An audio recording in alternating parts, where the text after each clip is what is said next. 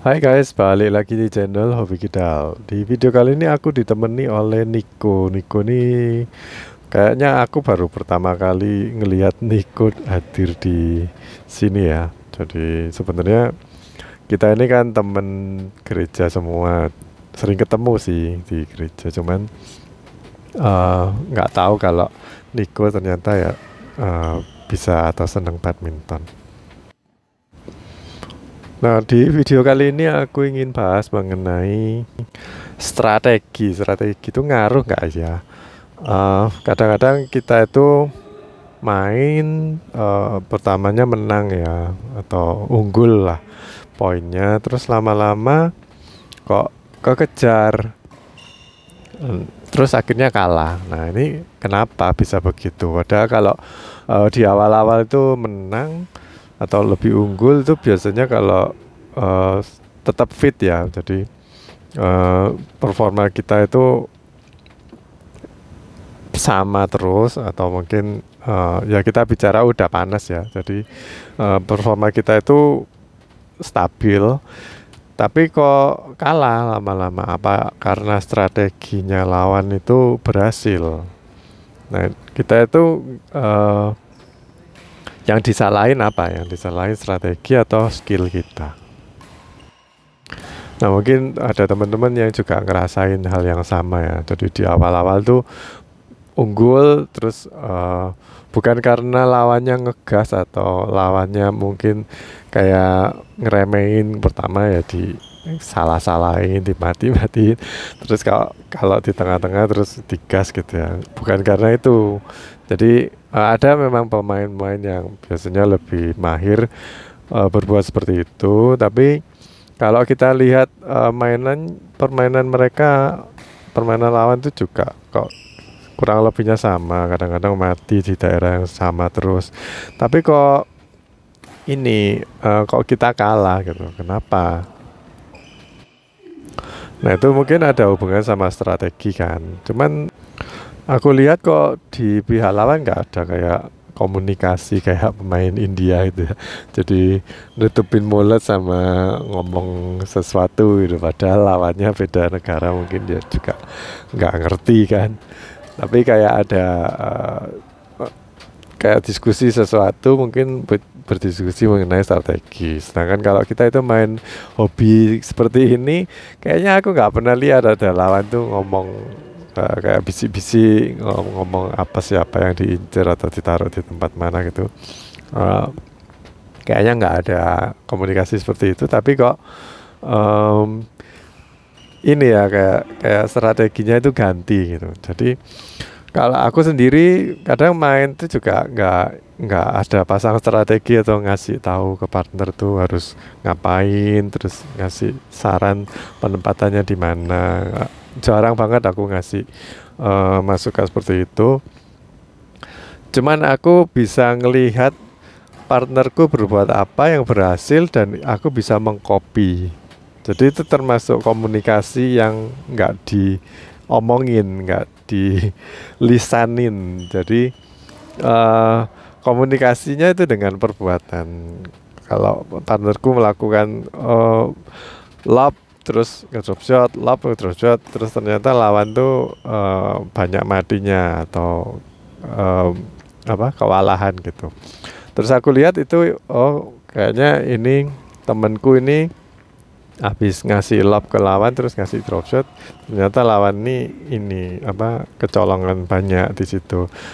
Coba aku copy atau minjem strateginya temen sendiri, terus aku terapin juga kalau bolanya ke aku kan gitu.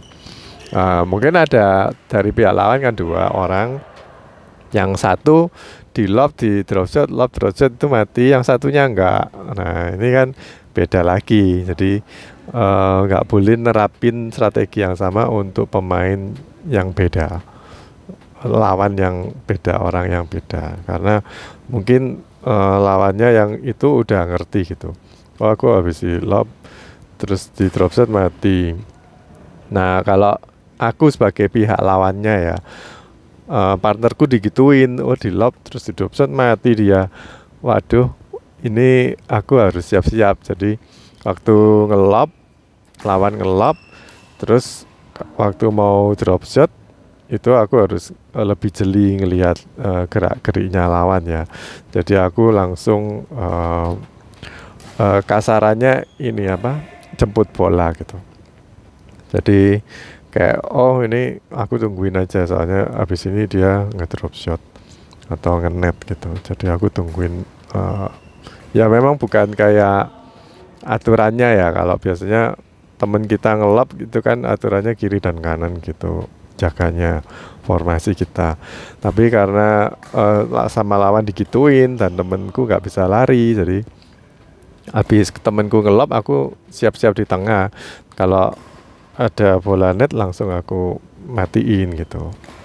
Tapi ternyata ya kalau misalkan temen kayaknya minggu lalu itu aku main juga sama temen ya kayak gitu, awal-awalnya itu menang atau satu game tuh menang karena nggak ada yang datang lagi, jadi kita rematch. Waktu rematch tuh kalah, jadi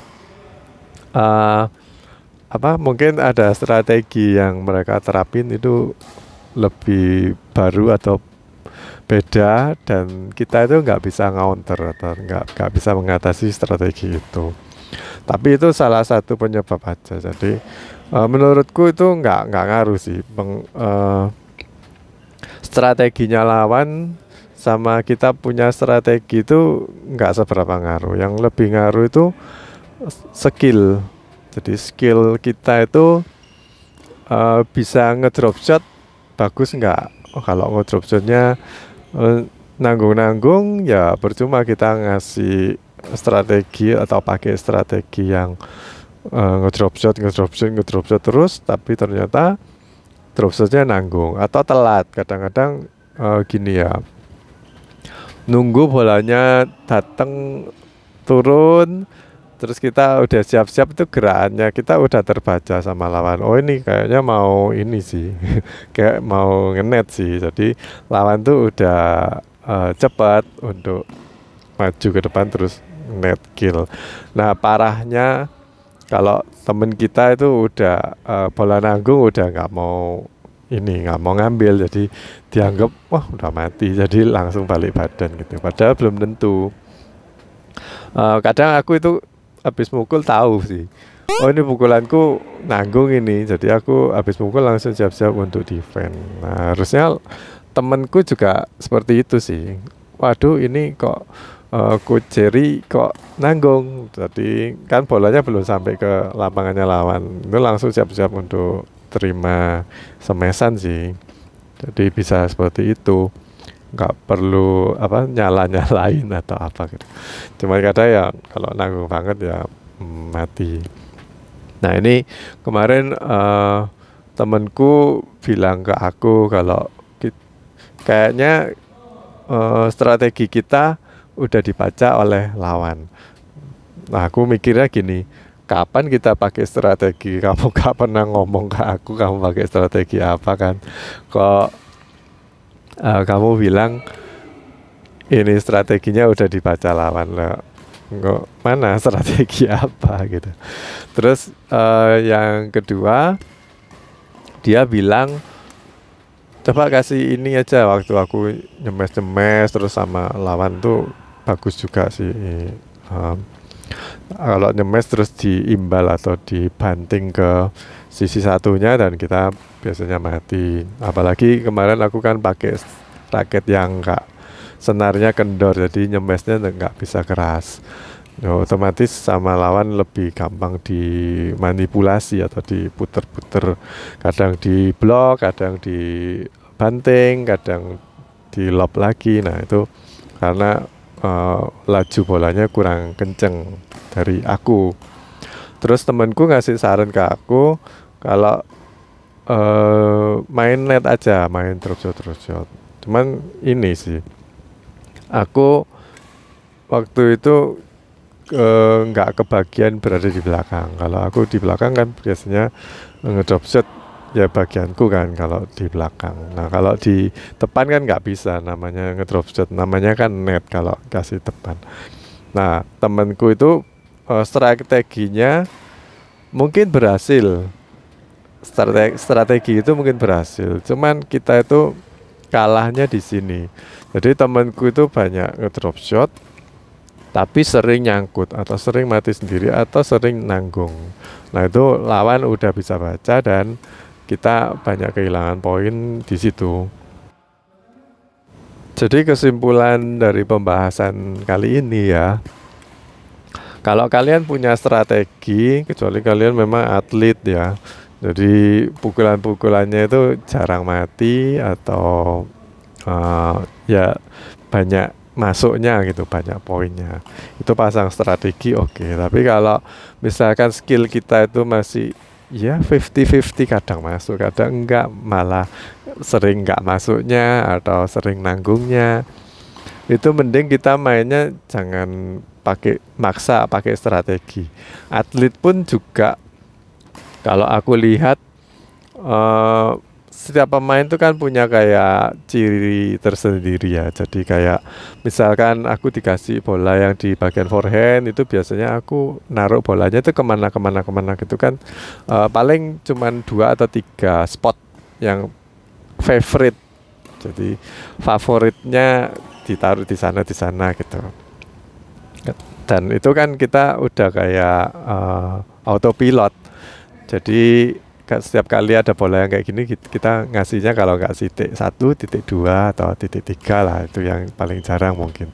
Tapi sama coachnya misalkan disuruh kayak gini, oh strategimu naruh situ-situ 1, 2, 3 itu nggak berhasil, kamu tempatin ke 4. Nah mungkin mereka udah training ya, tapi trainingnya masih kurang. Jadi sewaktu dia dapat bola yang biasanya itu, terus dia kan ingat, oh harus masuk, harus naruh di titik keempat seperti yang coachnya bilang. Ternyata ditaruh di titik keempat kita nggak biasa, terus mati. Jadi atlet itu sering mati di situ.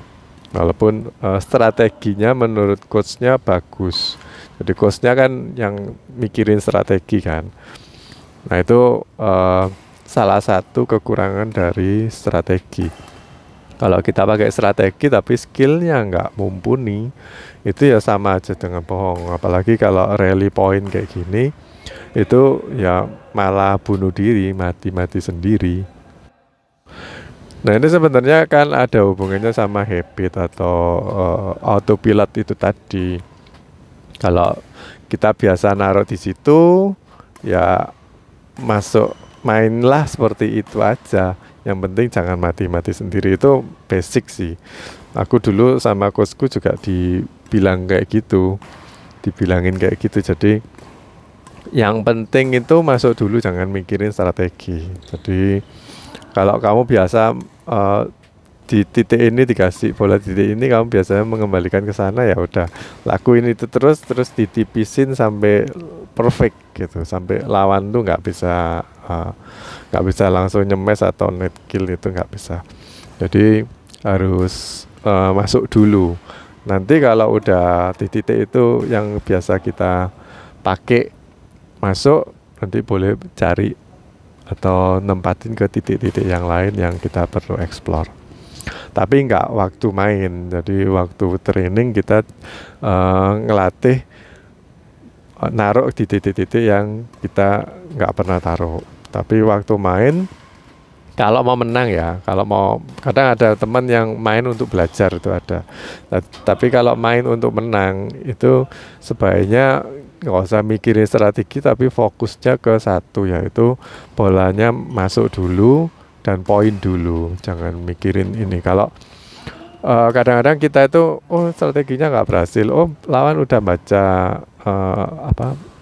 formasi atau strategi kita, sebenarnya padahal diarani. Lawan tuh nggak ada strategi apapun, nggak ada baca apapun.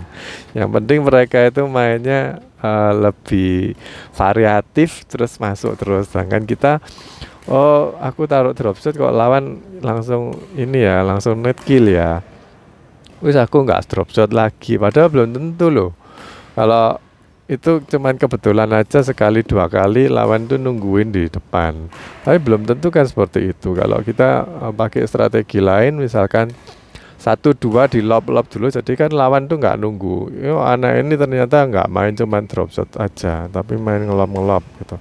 Jadi lawan tuh nggak berani untuk jaga depan karena nanti bolanya ditaruh di belakang, repot dia. Nah, aku ada titik-titik seperti itu. Jadi temanku yang bagian ke drop shot, waktu aku kedapatan bola di belakang, aku itu nggak ikut strateginya temanku, tapi aku langsung taruh di pojok belakang yang di kolom atau di kamar yang kecil itu. Nah, terus lawannya itu kelabaan karena kan sulit buat mereka, udah nungguin di depan, ternyata ditaruh di belakang, di pojok lagi. Nah, itu mereka kesulitan. Nah, menurutku lebih baik strateginya kayak gitu.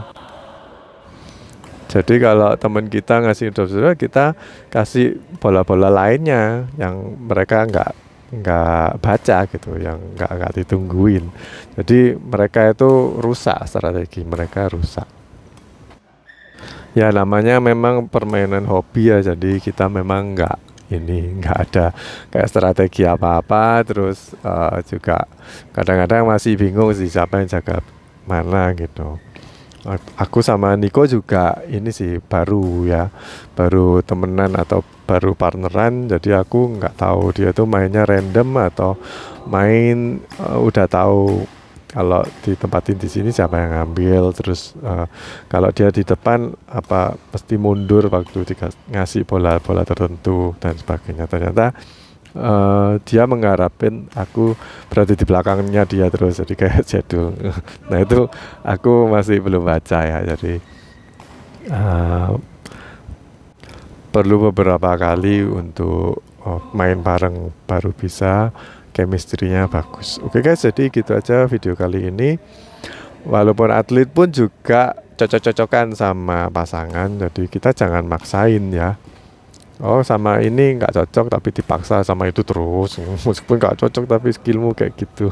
Nggak ya, jadi ya begitulah. Oke guys, sampai jumpa di video berikutnya. Bye bye, semoga bermanfaat.